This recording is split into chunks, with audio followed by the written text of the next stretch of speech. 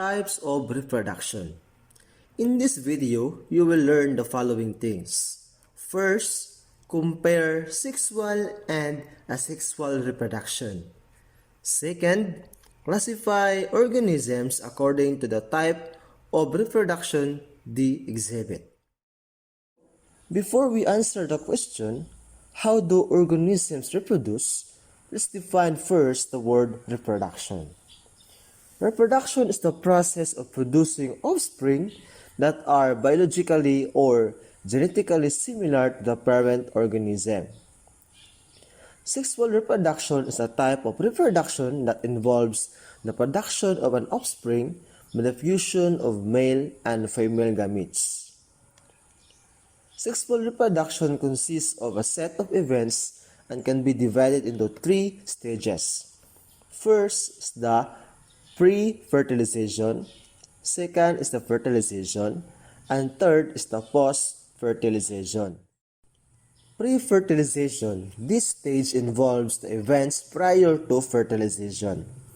Gamete formation and transfer of gamete are the two processes that take place during this stage. Gametes are sex cells, distinct in male and female. The male gamete is called sperm cells, whereas female gamete is called as egg cell. In every organism, these gametes are formed within special structures. Since female gamete is immobile, meaning they are not moving, male gametes need to be transferred for fertilization.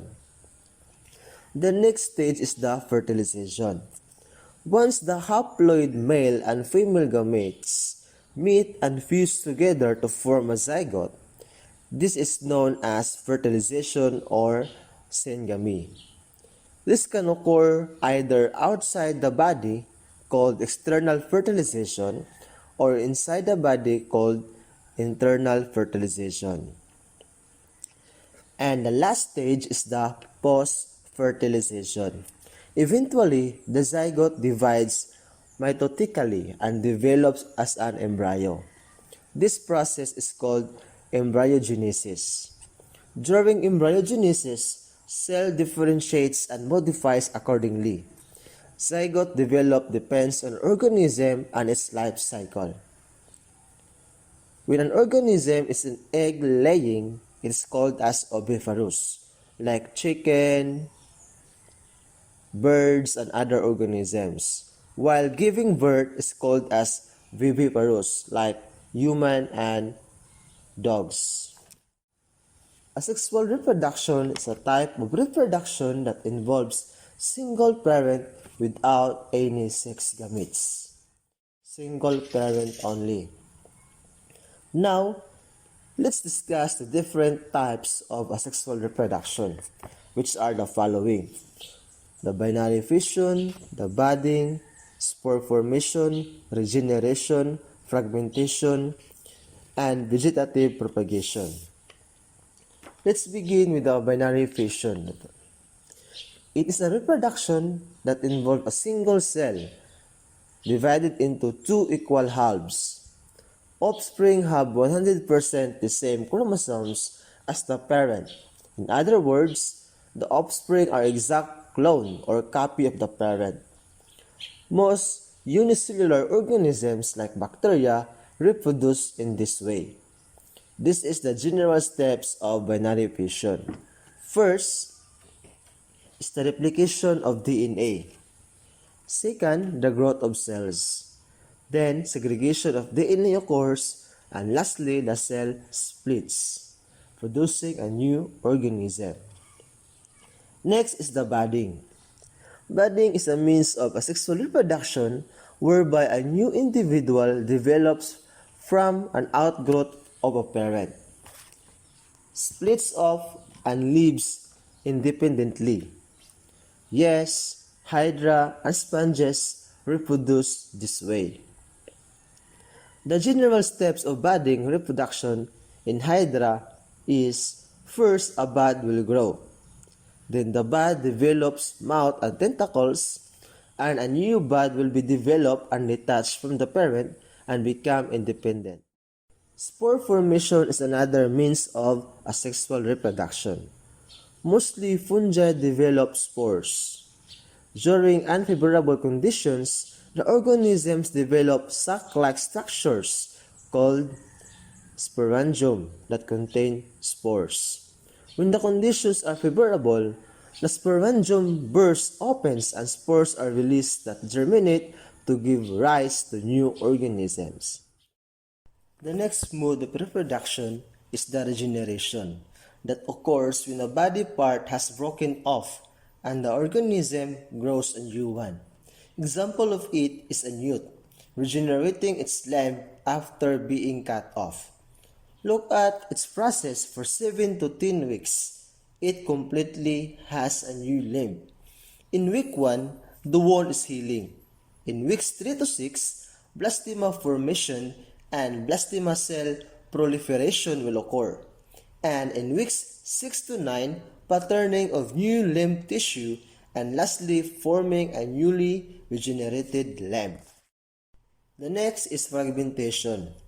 It is a means of asexual reproduction whereby a single parent breaks into parts that regenerate into a whole new individual. This fragmentation reproduction is common in marine worms and starfish and other organisms that belong to phylum Echinodermata.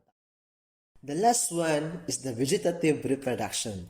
It is a type of asexual reproduction in plants that relies on multicellular structures formed by the parent plant. It has long been exploited in horticulture and agriculture with various methods employed to multiply stocks of plants. The following are the types of vegetative propagation, which are the following. First is the asexual seeds. Second is the root cutting. Third is the suckers. Fourth is the grafting. And lastly is the division. Now, let's summarize everything we discussed about sexual and asexual reproduction. For its definition, sexual reproduction is a mode of reproduction in which two parents produce gametes and fusion of it occurs, while in asexual reproduction, it is a mode of reproduction that involves a single parent without the production of six gametes. Parents involved. In sexual reproduction, there are two, the male and female. In male, it has sperm cells, while in female, egg cell. While in asexual reproduction, single parent involved only, meaning it can reproduce by itself. For the offspring,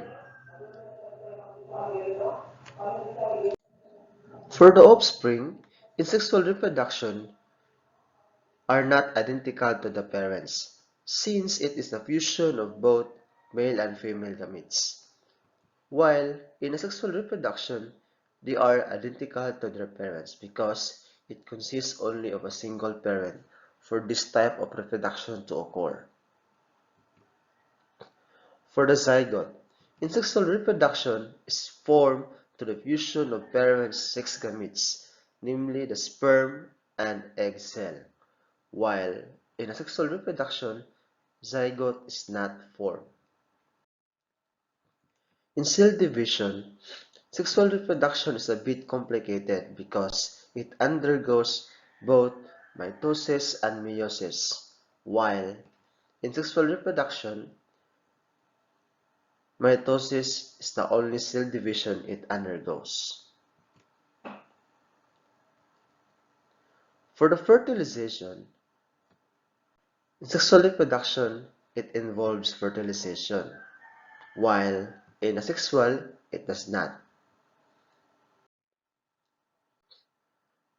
The following are the examples of sexual reproduction: syngamy, external fertilization, and conjugation. While in sexual reproduction, binary fission, budding, regeneration, fragmentation, and vegetative propagation. Thank you for watching this video. If you have something to discuss, please leave a comment and have a good day.